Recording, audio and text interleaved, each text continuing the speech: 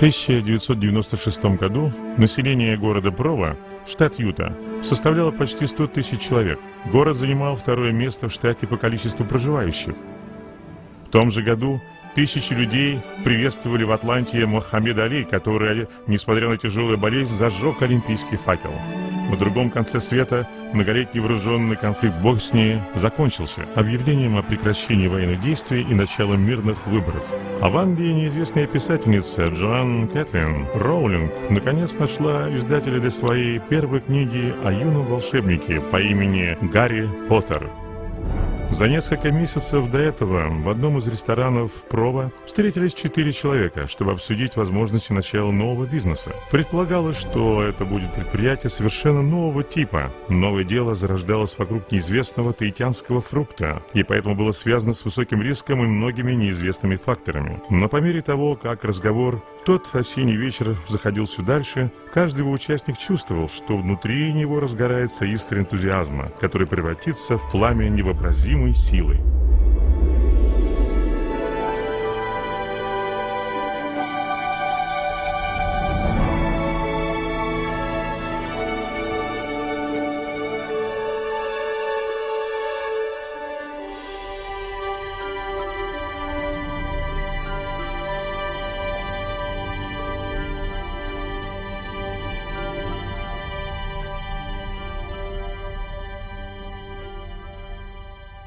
The genius of the free enterprise system is that an idea, simply one idea, can become an organization that provides livelihood for thousands and a product that can literally benefit millions.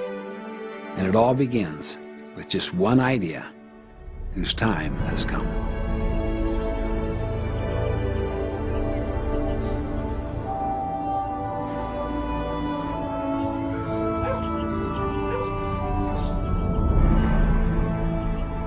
Именно такая идея родилась в умах Джона Уотсфорда и Стивена Стори. Являясь экспертами в области пищевой промышленности, Уотсфорд и Стори однажды познакомились с результатами исследования фрукта нони, известного среди таитян своими необыкновенными, полезными для здоровья свойствами. Не будучи полностью в этом уверены, они решили найти образцы фрукта. It was such a humble beginning at first, working out of a one-car garage and a little office in the back of the house. And then having this crude sample. But thank goodness John had the vision. John could see the vision of the fruit. He could see that this is something that had never been brought to the market. I, on the other hand, my vision was different. Mine was like, okay, John, you work on that. I'll go over here and work on some things that can bring us in some money. Несмотря на все трудности, Уотсфорд и Стори продолжали работать с этим фруктом и в итоге разработали собственную технологию ароматизации и производства. Затем состоялась встреча в ресторане в городе Прово, куда были приглашены бизнесмены Ким и Кэрри Эйси, которые должны были стать новыми партнерами. Спустя какое-то время к команде присоединился эксперт по маркетингу Келли Олсен. I think that I immediately had a feeling that there was something very special about it. A product discovered from Tahiti that was unlike anything that had ever been on the market before, first time. I had the feeling, to be honest with you, that I'd come home, and that this was something that was going to be very significant in my life. Also, my brother Kim and I were trying to do is to do something good that we could feel good as fathers. Both of us at the time were unemployed. And we were trying to find something that we could make honest, good income, and it was doing good for others. I believe that destiny brought us together. Each one of us have different backgrounds, different experiences, and we were able to come together in a united way, in a very powerful way. And I think that maybe this management team is the most powerful team that's ever been assembled in this industry. From a marketing perspective, it was a slam dunk. First product, first of its kind in the market, exclusive, history, benefits. All we had to do is build a company around this product, and we knew it would be successful. 1 июля 1996 года компания Моринда Incorporated, ставшая прародителем TNI, официально начала свою деятельность на небольшом складе в городе Линдоне, штат Юта. It was great to be a part of something that had a real mission. I mean, back then job titles really meant nothing. If something needed to be done in auto ship, everybody pitched in and helped out with auto ship. A card table was set up, and one of the interview questions was, do I play basketball? Then I also remember that we seemed to be able to always be munching on bagels and donuts. We knew everyone. I knew every person that worked at TNI International by name, and we not only spent time together at work, but we spent time together outside of work. A lot of people don't know this, but I got engaged at the Linden warehouse to my wife, who was also an employee of TNI International at the time. And the company started growing so fast, so rapidly, that we couldn't keep up with it. Suddenly we had to take some of the warehouse and put desks and chairs in it for people to answer the phone. Business was booming and increasing every single day. Some people would call the number and they would be put on hold for an hour at a time. And so we decided that we needed to shut the company down.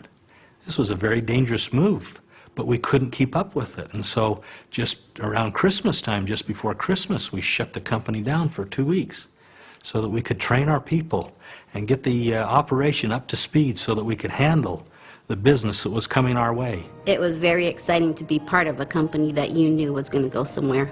It was a lot of hard work, late nights, long days. There was no weekends in the early part of this business. We didn't know what a weekend was, neither did those employees. Their dedicated service made this company what it is today.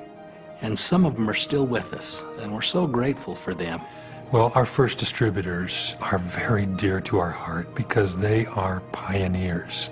They're the ones that started with us and have seen our company grow from a startup on a very tight budget and very meager facilities to the amazing success that it is today.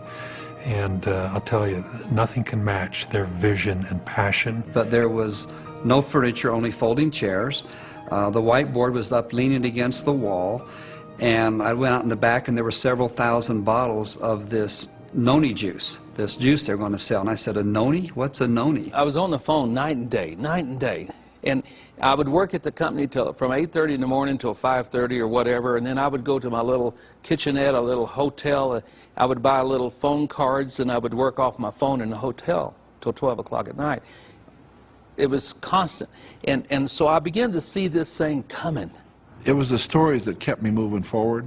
It was the stories that kept me saying, got to get more product out, because the feedback that I was hearing from people about what the juice was doing just made you want to get out there and move more product. I had already promised my wife that I wouldn't sign up in anything, because when I left the home to go meet with them, she told me, if you sign up in anything, don't come home. I didn't want anything to do with this. But what got me, as a mom with 8 kids, Kerry got a call from his little son, Taff. I think he was about 7 years old then. And he excused himself so kindly and gently and took that call. And to me, that was the best thing he could have done as a mom, because that showed to me his family meant more to him than trying to get some new distributors. But you know, we were so excited about what was happening with this product, we grabbed a hold of the steering wheel, you might say, and we hung on. Kelly called me, it was a Saturday afternoon, and said, I got the first 8.5 sheet ready. And I ran over to his house, rang the doorbell, his wife opened the door, I ran upstairs, and I grabbed their very first piece of literature that ever was printed by Tahitian NONI International. It was called Morinda then.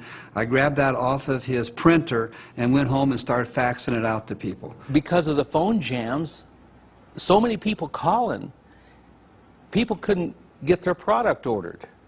And so they decided to open up the warehouse in the back and put 4 computers back there, you know, it's will call, and let people come and pick up their product. And I would go out there and they would be 50-foot lines, 4 lines. It looked like Walmart.